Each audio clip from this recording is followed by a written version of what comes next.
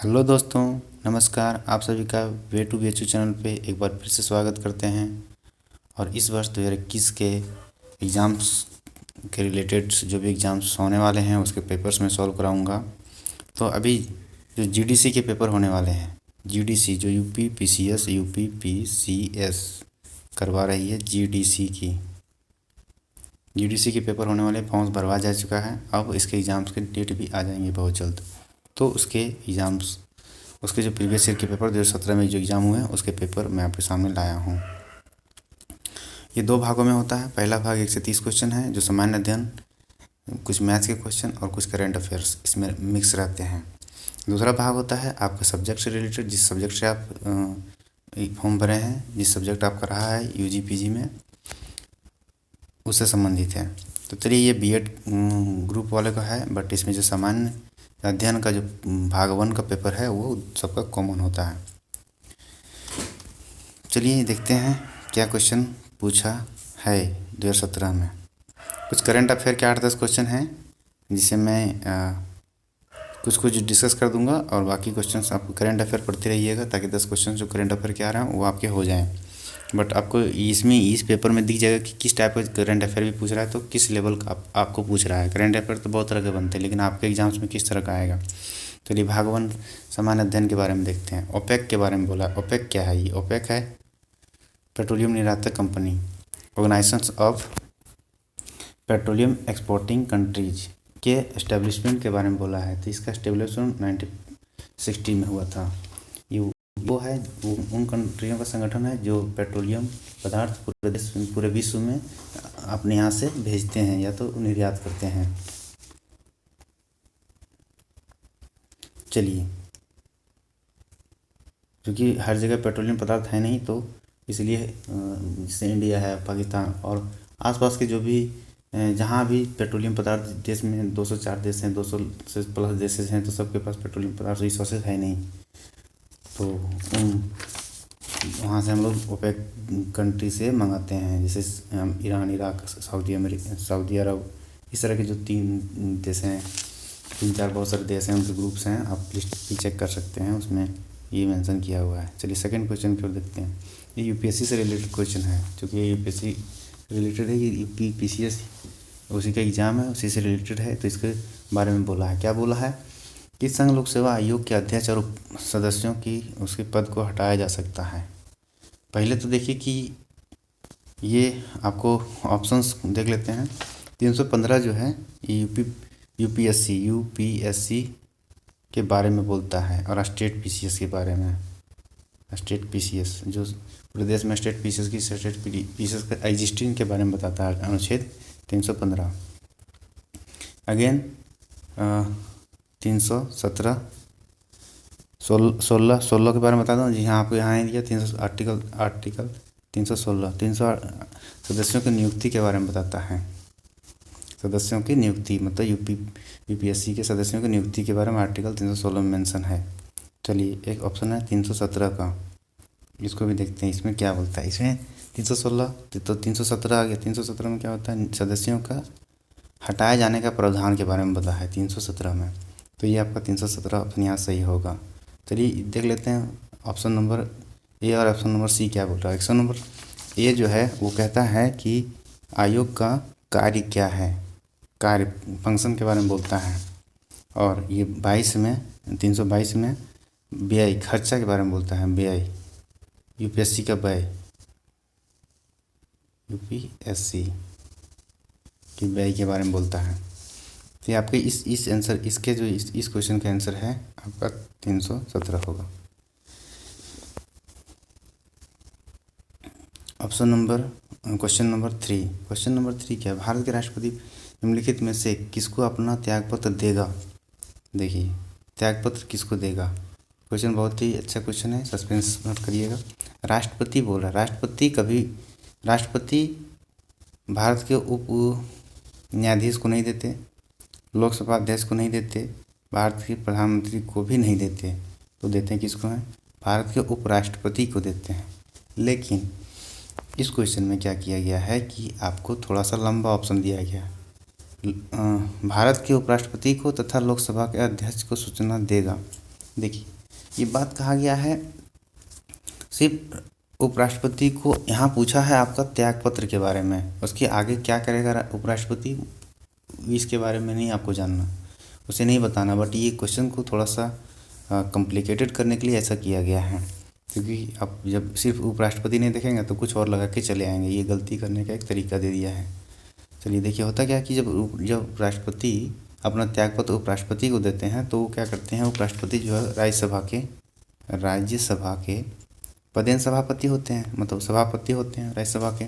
तो राज्यसभा के होते हैं, तो जैसे ही इनको इन्फॉर्मेशन मिलता है ये क्या करते हैं, लोकसभा के अध्यक्ष को इन्फॉर्म कर देते हैं। तो लोकसभा के अध्यक्ष के तहत लोकसभा में चला जाता है ये न्यूज़ कि हमारा राष्ट्रपति का पद खाली हो गया है। बस ये प्रक्रिया के बारे में बता दिया है। तो चलिए इसका आंसर राष्ट्रपति का जो त्यागपत्र है उपराष्ट्रपति को मिलता है या उसको देता है राष्ट्रपति। चलिए मूव करते हैं नेक्स्ट क्वेश्चन की ओर। Question number 4, Indian innovation index का प्रमुखता पहल निम्नलिखित में किसकी संस्था ने किया है। देखिए इंग्लिश में क्या लिखा है, इसमें लिखा है, सॉरी एक सेकेंड, इंग्लिश का वर्जन देखा कि इंडियन इनोवेटिव इंडेक्स, ये एक इंडेक्स जारी करता है, एक इंडेक्स है इंडियन इनोवेटिव इंडेक्स है एक। इस इंडेक्स में कौन जारी करता है, नीति आयोग जारी करता है। नीति आयोग क्या होता है, नीति आयोग की गठन कब किया गया इसके बारे में जान लीजिए थोड़ा। नीति आयोग जो है 1 जनवरी 2015 को किसके जगह पर आया है, योजना आयोग की जगह पर आया है, प्लानिंग कमीशन की जगह पर आया है। और इसके अध्यक्ष कौन होते हैं, अध्यक्ष हमारे पीएम होते हैं, जो भी तत्कालीन प्रधानमंत्री रहेंगे। अभी पीएम मोदी हैं तो पीएम मोदी उसके अध्यक्ष हो गए। और उसके CEO important, CEO of NITI Aayog को ना अमिताभ कांत है। ये करंट का क्वेश्चन है, अमिताभ कांत हैं उसके। और हेडक्वार्टर न्यू दिल्ली में है। 2 चीज़ें ध्यान रखिएगा। चलिए इसमें क्या है, ये इसने पूछा है कि इंडिया इनोवेटिव नवाचार सूचकांक के बारे में बताया है। ये हिंदी का वर्जन फिर से खोलते हैं, देखिए आप पढ़ लीजिए अच्छे से आराम से। किस संस्था द्वारा किया जाता है, पहल निम्नलिखित में से किस संस्था द्वारा की गई है, नीति आयोग द्वारा ही किया जाता है। उन्होंने ये इसके बारे में बताते हैं। चलिए क्वेश्चन नंबर 5 में देखते हैं क्या बोलता है। स्वतंत्रता के बाद भारतवर्ष में अब तक कितनी बार वित्तीय आपात लगा गया है। क्या पूछ रहा है, ये क्वेश्चन पूछ रहा है जो संविधान के भाग 20 में 3 आर्टिकल्स हैं, इमरजेंसी का प्रावधान किया गया, मतलब आपातकाल का प्रावधान किया। 352, 356 और 360, ये 3 आर्टिकल हैं क्या। पहला आर्टिकल है 352। ये 352 के तहत राष्ट्रपति पूरे देश में बाह्य आक्रमण या आंतरिक विद्रोह, सशस्त्र विद्रोह हो जाने पर लगाता है। तो उससे पूरे देश में अशांति जब फैल जाए तो 352 का आर्टिकल होता है। 356 क्या होता है, 356 होता है किसी देश में संवैधानिक तंत्र फैल हो जाए तब ये लगाया जाता है। और 360 क्या होता है, ये होता है जब देश में वित्त की आपात हो जाए, पैसे की किल्लत हो जाए, पैसे नहीं हो, सरकार के पास दिवालिया घोषित हो जाए, लोगों के पास नहीं हो तो सरकार हाथ खड़ा कर दे, तब ये 360 लगाया जाता है। तो देखिए अभी तक आपके 352 कई बार लग चुका है, 360 हर राज्यों में लगता रहता है, यूपी में पंजाब में सबसे ज़्यादा बार लगा है, तो इस तरह से होता है। लेकिन 360 हमारे देश का सौभाग्य है कि अब तक 360 कभी भी एक बार भी 360 नहीं लगा है। तो ये 360 जो है एक बार भी नहीं लगा है, आर्टिकल 360, ये इसी कभी नहीं है, इसका आंसर होगा, इसका आंसर डी।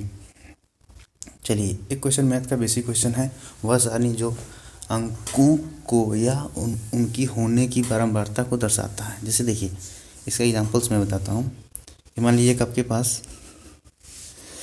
आपके पास दिया रहता है, आपने देखा होगा 2 3 3 4 3 5 इस तरह का सीरीज दिया रहता था। तो आप लोग एक डाटा बनाते थे, क्या बनाते थे कि 2 कितने बार है, 1 बार है, 3 कितने बार है, 1 2 3 बार है तो 1 2 3 बार लिखते थे, और ये 4 कितनी बार है, 1 बार है, इस तरह से करते थे।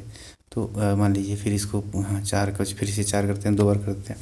तो इस तरह से चीज़ें हम लोग जो बनाते थे, ये टेबल जो बनाते थे, इस टेबल को क्या कहते हैं? इस टेबल को कहते हैं आवृत्ति विवरण सारणी। आवृत्ति विवरण सारणी। ये बेसिक क्वेश्चन है मैथ के, जो आप 8 9 में पढ़े होंगे। चलिए आपका question number 7, question number 7 reasoning से रिलेटेड है, और ये थोड़ा सा देखने समझने की बात है। क्या है इसमें? देखिए क्या है ये, 5 दूना 10 ये कर रहा है, और 12 25 60 ये कर रहा है, और ये 5 से 15 ये कर रहा है, 15 25 75 15 गुना कर रहा है ये। Multiply by 2 multiply by 5 multiply by 12 ये कर रहा है। बस सेम सिचुएशन इधर करना है, मल्टीप्लाई देखिए दोनों में देख लीजिए क्या है। मैंने इसे देखा है इसलिए मैं आपको तुरंत बता दे रहा हूँ। 2 गुना है, इधर से करना है, यहाँ से 12 गुना करना है, और ये यहाँ से सीधे करने हैं 3 गुना 15 यानी कि 45। मैंने किया है इसलिए मुझे आ गई एक बार में, थोड़ा सा टाइम दिया है। मैंने देखा पहले ये 5 दूना 10 हो रहा था, और मैंने कैसे देखा था इसे देखिए, 5 दूना 10 हुआ, 3 दूना 6 हुआ। तो ऐसे देखिए ऊपर ऊपर जा रहा है, ये इधर से जा रहा है, ये इधर से जा रहा है। तो बस अब इसी से यहीं से ये मेन पॉइंट 5 है, 5 से ही सब कुछ हो रहा है। तो मैं 3 से यहाँ से कर दूँ, तो बस यही क्वेश्चन है। बस ऐसे करना है, थोड़ा सोच समझ के करना है। इसका आंसर 45। 8 नंबर क्वेश्चन, ये भी मैथ का क्वेश्चन है, बहुत ही बेसिक क्वेश्चन है। क्या बोलता है कि मान लीजिए कि 5 लोग हैं, एक ग्रुप में 5 लोग रह रहे हैं, आप लोग 5 दोस्त मान लीजिए आपके साथ हैं। तो क्या हुआ कि सभी का कुछ औसत भार होगा। मान लीजिए सबका वेट तो एक समान होता नहीं, लेकिन एवरेज जब निकालते हैं तो एक समान कर दिया जाता है। तो क्या हुआ कि एक व्यक्ति बाहर चला गया जिसका वेट था 60 किलो, और उसके जगह पर नया व्यक्ति आ गया। तो जब ये परिवर्तन हुआ तो क्या हुआ, ओवरऑल क्या हुआ, ओवरऑल हुआ कि 2 किलो सबका बढ़ गया। 2 किलो बढ़ गया। कैसे बढ़ गया भाई? ऑब्वियस की बात है, जो 60 केजी का बंदा है वो अब थोड़ा सा ज़्यादा हो गया होगा, ज़्यादा ही आया होगा, तभी सभी लोगों को इफेक्ट किया। तो 5 लोगों का 2 बढ़ गया, यानी कि 10 वो ज़्यादा लेके आ गया। तो 60 तो गया था, 10 ज़्यादा लेके आ गया, अब क्या हो गया, 70 हो गया। फिर से समझिएगा क्या है, 5 लोगों का औसत भार 2 केजी बढ़ गया, यानी कि 10 केजी बढ़ गया। 5 दूना 10, 10 बढ़ गया। और वो 60 केजी का बंदा था जो चला गया था, नया आ जाता है, बढ़ गया। यहाँ घटने की बात बोलता तो हम घटाते, लेकिन यहाँ जो बढ़ने की बात बोला है, तो 60 केजी का वो खुद था। तो अब जो नया व्यक्ति आया वो 70 केजी का है, इसलिए 70 केजी आंसर होगा आपका। ये बेसिक है एवरेज का क्वेश्चन। इस तरह से क्वेश्चन समझिएगा कैसे है, कब बढ़ रहा है। यदि यहाँ घटता तो मैं माइनस करता, 60 में माइनस करता, लेकिन ये घट रहा है, ये बढ़ रहा है, इसलिए मैं प्लस कर दिया है। चलिए ये जो 9 नंबर क्वेश्चन है थोड़ा देखिएगा। प्राचीन समय में निम्नलिखित ब्राह्मण परिवार में से किस परिवार के सामरिक शासकों को पराजित किया और अपना प्रभुत्व स्थापित किया? ये क्वेश्चन मुझे भी एग्जैक्ट नहीं आ रहा है कि क्या कह रहा है ये, तो आई स्किप इट। यदि आप लोगों को किसी का आंसर मिले तो बताइएगा, कमेंट करिएगा। The problem of the east, the problem of the east के बारे में क्वेश्चन है। ये नामक पुस्तक किसने लिखा है? ये लॉर्ड जॉर्ज कर्जन ने किया है। जॉर्ज कर्जन, लॉर्ड कर्जन नहीं है यहाँ, लॉर्ड जॉर्ज कर्जन है। ये बुक बहुत फेमस है। इस देखिएगा, जॉर्ज कर्जन ने ये बुक लिखी है। The problem of the east, east मतलब कि इंग्लैंड के बारे में बता रहा है। चलिए क्वेश्चन नंबर, बाघों की गुफाएं निम्नलिखित राज्यों में से बाघ गुफाएं किस में स्थित है? बाघ गुफाएं, ये बाघ गुफाएं क्या होता है? देखिए बाघ गुफाएं हैं क्वेश्चन नंबर 11। बाघ गुफा चित्रकला है। कहाँ का? एमपी का है। ये चित्रकला है, बहुत ही चित्रकला है। ये जैसे मधुबनी है बिहार का, उसी तरह से ये चित्रकला है। वहाँ बाघिन नदी के किनारे एक बाघ की पहाड़ी है, इसीलिए इसे बाघ गुफाएं वहाँ हैं, इसलिए बाघ गुफाएं कहते हैं। बाघिन नदी इसके किनारे एक बाघ। तो ये एमपी में स्थित है। बहुत ही फेमस पेंटिंग है, जैसे मधुबनी पेंटिंग, उसी तरह की पेंटिंग बहुत तरह के जो पेंटिंग्स हैं अलग अलग राज्यों में फेमस है। कुछ कुछ बहुत ही जो फेमस हैं उसी से रिलेटेड क्वेश्चन है। चलिए, भारत के प्रथम बैंकिंग रोबोट कौन है? भारत के प्रथम, ये तो भाई ये आपका लक्ष्मी है। ये प्रथम बैंकिंग रोबोट तो वैसा रोबोट जो आपको बैंक का काम करे, घूमता रहे और आपको बैंकिंग सर्विस देता रहे, दिस लक्ष्मी। चलिए नेक्स्ट क्वेश्चन की ओर मूव करते हैं। Question number 13। निम्नलिखित में से कौन एक भारत का प्रथम व्यावसायिक जलीय रोबोटिक ड्रोन है? जलीय रोबोटिक ड्रोन, ये आई रोब ट्यूना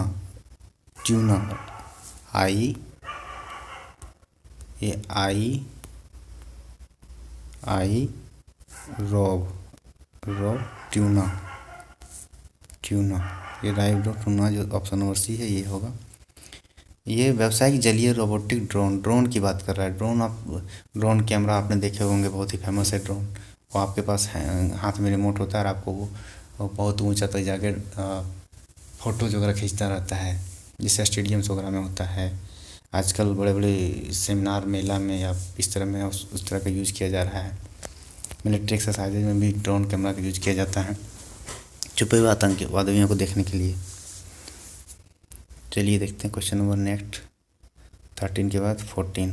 निम्नलिखित में से किस देश का भारतीय सेना अक्टूबर 2018 में, देखिए ये क्वेश्चन ऑपरेशन समुद्र मैत्री के बारे में पूछ रहा है।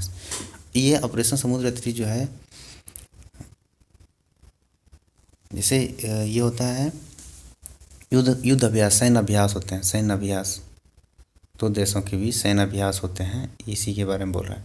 ये बहुत सारे होते हैं, जैसे चाइना के साथ है, कुछ इंडिया श्रीलंका के साथ है, बांग्लादेश के साथ है, इंडोनेशिया के साथ है, ऑस्ट्रेलिया के साथ है, इंग्लैंड के साथ है, जापान के साथ है, बहुत सारे हर एक देशों के साथ है। इसमें आपसे आपको एक पूछा है 2018 का, ये जो ऑपरेशन समुद्र मैत्री फिक्स है, इंडोनेशिया के साथ है।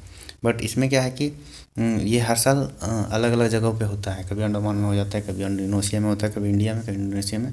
तो ये है, इसलिए समुद्र मैत्री जो मैत्री है, ये नाम सेम रहता है उस देश के साथ, बट डिफर करता है कब होता है।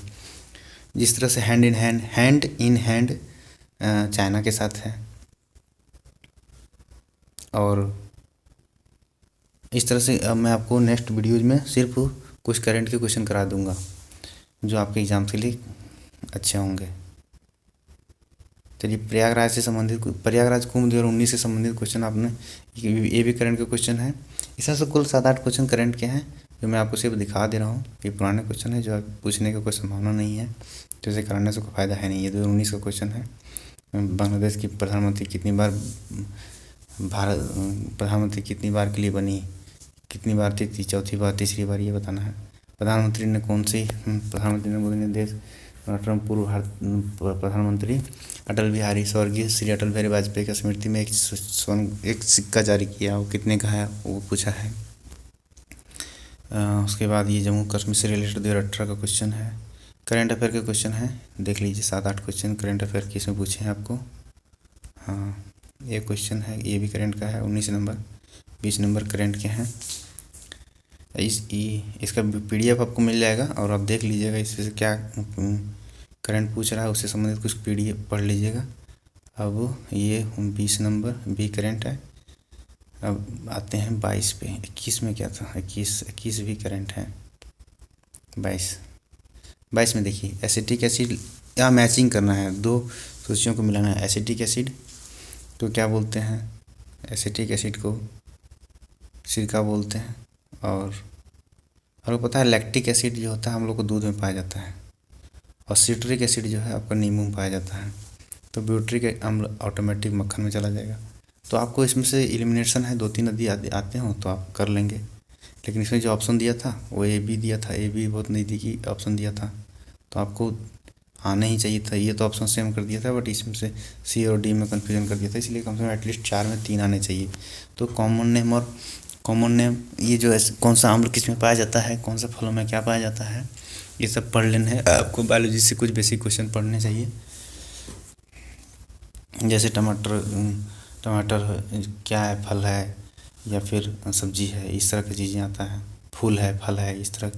हम लोग जो आलू खाते हैं वो क्या है, जड़ है, तना है, वो ये क्वेश्चन पूछ लेते हैं। तो इस तरह के क्वेश्चन ये आप थोड़ा देख लीजिएगा। और निम्नलिखित में से कौन सा वास्तविक मछली नहीं है। वास्तविक मछली, ट्रू मछली एंड फॉल्स मछली के बारे में बोला है। तो ये जो option redfish, catfish और डॉग फिश है, ये तीनों जो हैं आपके वास्तविक मछली हैं, बट ये जेली फिश जो है वास्तविक मछली नहीं है। कठोर व्यायाम करने की अवधि में निम्नलिखित में से किसका उत्पादन पेशियों के चयापचय उप उत्पादन के रूप में होता है। जब कोई हिंदी एग्जैक्ट ना समझ में आए तो इंग्लिश का वर्जन देख लीजिएगा। देखिए क्या लिखा है, ड्यूरिंग द इंस्टेंस एक्सरसाइज, तत्काल जो खूब ज़्यादा एक्सरसाइज करते हैं, which of the following is produced as a metabolic. अच्छा, metabolic byproduct in the muscle. अच्छा, मसल्स में जो metabolic as a byproduct निकलता हो, बाय प्रोडक्ट मतलब उत्पाद निकलता हो, एक्सरसाइज किया उसका रिजल्टेंट निकला, तो ये होता है लैक्टिक एसिड, लैक्टिक एसिड के कारण। चलिए अब आ जाइए क्वेश्चन नंबर 25 की ओर। लास्ट पेज है, 30 क्वेश्चन होने को है। चलिए, जैसे कि मैंने इस क्वेश्चन को पढ़ने के बाद मुझे लगा कि ये कलर ब्राइटनेस से संबंधित पूछा है। कलर ब्राइटनेस जो पुरुषों में स्त्रियों की अपेक्षा अधिक होती है, क्या ये सही बात है? क्या लगता है कि मेल को कलर ब्राइटनेस की प्रॉब्लम ज़्यादा है अपेक्षाकृत महिलाएं की? ये मुझे लगता है एकदम सही है। अब वृद्ध जनों में होता है, रतौंधी वृद्ध जनों में होती है, युवाओं में नहीं। ये नहीं कह सकते हैं क्योंकि रतौंधी किसी को भी हो सकता है, तो इसलिए ऑप्शन नंबर 1 सही है इसका। सिर्फ रतौंधी किसी को भी हो सकता है, और आपका जो पुरुषों में कलर ब्राइटनेस ज़्यादा होती है। चलिए 26 नंबर का साउंड से रिलेटेड क्वेश्चन है, और ये थोड़ा साइंस से है। देखिएगा इसे क्या क्वेश्चन कह रहा है। क्वेश्चन कह रहा है कि ध्वनि तरंगे में ध्रुवण नहीं होता और ध्वनि तरंगे अनुप्रस्थ तरंगे होती है। देखिए, ये क्वेश्चन थोड़ा सा लॉजिकल क्वेश्चन है। आपको साइंस अच्छे से आ रहा हो, साइंस यदि पढ़े होंगे तभी कर पाएंगे। हालांकि मैं इसका आंसर करा दूंगा, बट ये क्वेश्चन आपके लिए मैं छोड़ता हूँ कमेंट करने के लिए। क्या ये जो ऑप्शन नंबर सी है क्या सही है या गलत है, इसके एक्सप्लेन आप मुझे करेंगे कि हाँ सही है तो क्यों सही है, गलत है तो क्यों गलत है। मैं इसका कारण मैं यहाँ इस वीडियो में नहीं बता रहा हूँ, इसलिए कि थोड़ा सा आपका भी टेस्ट होना चाहिए कि हाँ आप कितने इंटरेस्टेड हैं इस वीडियो को देखने में। चलिए नेक्स्ट, पृथ्वी के जीवन की उत्पत्ति हुई थी लगभग कितने वर्ष पहले। इसमें जो ऑप्शन किया गया है वो गलत है, ये 4.5 होंगे, 4.5 बिलियन वर्ष पहले। अब 4.5 बिलियन वर्ष क्या होता है, बिलियन, मिलियन, ट्रिलियन क्या होता है? चलिए मैं आपको इसके बारे में बताता हूँ। मान लीजिए कि 1 मिलियन बोलता है आदमी, 1 मिलियन का मतलब कितना होता है? 10 लाख, 10 लाख, यानी कि 10⁻6 होता है, इसको बोलते हैं 1 मिलियन बराबर होता है। ये ध्यान रहे, नोट कर लीजिए, बहुत ही इंपॉर्टेंट है। चलिए अब बोलता है मिलियन हो गया, अब यहाँ बिलियन पूछा है। बिलियन, 1 बिलियन क्या होता है? 10⁻9 होता है। 10⁻6 था मिलियन, ये बिलियन 9 हो गया। अब ये 10⁻9 कितना होता है? आप करिए काउंटिंग, लगभग आपका हो जाएगा 1 अरब, 1 अरब के बराबर होगा ये। और 1 ट्रिलियन भी होता है। ट्रिलियन भी बहुत ही इंपॉर्टेंट था, अभी कुछ दिन पहले ट्रिलियन के बारे में सुन रहे होंगे। तो ट्रिलियन क्या होता है? ट्रिलियन भी देख लीजिए, 10⁻15 होता है इसमें पावर। 10⁻, देखिए 10⁻, होता है आपका शुरू का 6, 10⁻ 9 और 10⁻, यहाँ 12 और 10⁻15। ये ट्रिलियन जो होता है, सॉरी ट्रिलियन जो होता है आपका, ट्रिलियन जो होता है 1 ट्रिलियन बराबर, और 10⁻12 होता है। मैंने जो 15 बोला था वो शायद गलती से बोल दिया था, 10⁻12 होगा, क्योंकि इसका एक सीरीज में बता रहा हूँ ना। 1 मिलियन लिख देता हूँ मैं यहाँ, 1 मिलियन 10⁻6, 1 बिलियन 10⁻9, 1 ट्रिलियन 10⁻12 एक साथ। ठीक है, ये 3 है, ये देख लीजिएगा। ये 10 लाख हो जाता है, ये 1 अरब हो जाता है, और ये इस तरह से 10⁻12। इसको अब इकाई दहाई करके देखिए कितना आ रहा है। तो यही है इसका, बिलियन ट्रिलियन में कभी कन्फ्यूजन नहीं होगा। ये आप टेबल याद कर लीजिए, क्योंकि ये हमेशा +3 ही बढ़ता है, ये ध्यान रहे, +3 +3 +3 +3 ही बढ़ेगा जब भी बढ़ेगा। ये जब नेक्स्ट बढ़ जाएगा तो 10⁻15 हो जाएगा, ऐसे होता है। चलिए अब क्वेश्चन नंबर 28, इसमें लिखा है क्षेत्रफल की दृष्टि से देश में हिंद महासागर में कौन सा सबसे बड़ा द्वीप है। हिंद महासागर में सबसे बड़ा द्वीप मेडागास्कर, ये होता है मेडागास्कर, हिंद महासागर की चौथी, और ये विश्व की चौथी बड़ी महाद्वीप है, चौथी बड़ी, fourth in world, and first in Hind महासागर। हमारे हिंद महासागर मेडागास्कर सबसे बड़ा द्वीप है। चलिए 29 नंबर क्वेश्चन। अब देखिए, बहुत ही कॉन्सेप्चुअल क्वेश्चन, बहुत ही आसान, बहुत ही अच्छा क्वेश्चन है। जैसे देखिए, मैं आपको इस फिगर की तरह समझाना चाहूँगा। जैसे ये आपका पृथ्वी है, इसको जो बीच में जो रेखा जाती है वो 0 डिग्री रेखा बोलते हैं, उसको बोलते हैं विषुवत रेखा या भूमध्य रेखा। भूमि के मध्य में जो जाता है वो भूमध्य रेखा हो गया। इसके ऊपर, जस्ट ऊपर 23.5 डिग्री पे एक रेखा जाती है, उसको बोलते हैं कर्क रेखा बोलते हैं, जो इंडिया से भी होकर गुजरती है। और जस्ट इसके नीचे 23 डिग्री नॉर्थ, ये 23 डिग्री साउथ है, सॉरी ये जो है ये नॉर्थ है, ये साउथ है, नीचे साउथ होता है तो साउथ होता है।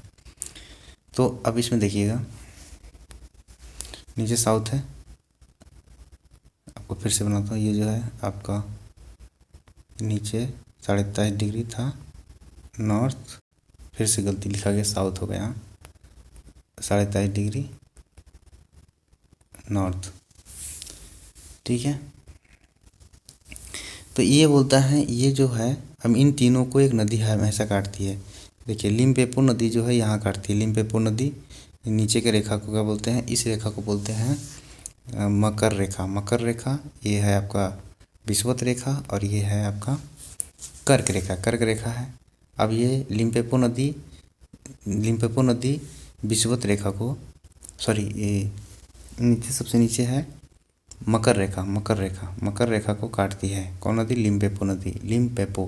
लिम्पोपो नदी, एल से यहाँ डिनोट करते हैं, लिम्पोपो। और फर्स्ट रेखा जो है, सेकेंड रेखा, थर्ड रेखा, ये है लिम्पोपो नदी, लिम्पोपो 2 बार काटती है। ये है आपका भूमध्य रेखा को कांगो नदी, कांगो कांगो नदी, कांगो काटता है 2 बार ऐसे करके। और यहाँ है एक माही नदी इंडिया में है, वो कर्क रेखा को 2 बार काटती है, कर्क रेखा को 2 बार काटती है। ये आपका भूमध्य रेखा, और ये आपका, इस तरह से क्वेश्चन आते हैं आपके। तो फर्स्ट में याद रहे, जो कर्क रेखा को माही नदी, और बीच में जो है भूमध्य रेखा उसको कांगो नदी, और आपका नीचे है लिम्पोपो नदी, जो मकर रेखा द्वारा काटी जाती है 2 बार।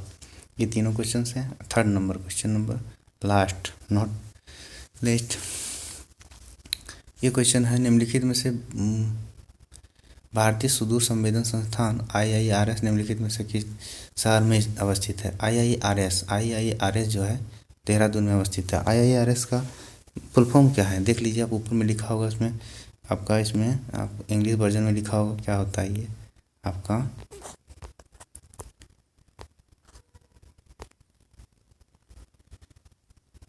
Indian institute of remote sensing. ये है कहाँ, देहरादून में। चलिए आपके 30 क्वेश्चंस कंप्लीट हो गए। अब जीडीसी में आपके जो जीडीसी से और भी क्वेश्चन पेपर जब भी मुझे मिलते रहेंगे मैं आपको सॉल्व करा दूंगा। फर्स्ट 30 क्वेश्चंस मैं आपके लिए करंट लेकर आऊँगा बहुत जल्द। करंट का एक सीरीज़ दे दूंगा ताकि आपको किसी तरह का दिक्कत नहीं हो, आपका एग्ज़ाम्स बहुत अच्छे से क्वालिफाई हो जाए, 30 में आप 30 ला सकें। 30 में एटलीस्ट 28 27 आप आराम से कर सकते हैं। बस थोड़ा सा ध्यान देना है, बेसिक क्वेश्चन पूछ रहे हैं, बेसिक जीके आपको याद होनी चाहिए, बेसिक करंट अफेयर और कुछ मैथ्स रीजनिंग के क्वेश्चन सवाल। तो आप बेफिक्र रहिए, आपका एग्ज़ाम से पहले सारा क्वेश्चन करा दिया जाएगा। और जिन बच्चों के पास यदि कुछ पेपर्स हो, किसी तरह का दिक्कत हो, तो आप जुड़ जाएं चैनल से और कमेंट करें। आपका जीआईसी और जीआईसी और जो जीडीसी के दोनों पेपर्स के लिए मैं आपको हेल्प करूंगा। इस चैनल से आपको काफ़ी मदद मिल जाएंगी। Thank you for watching.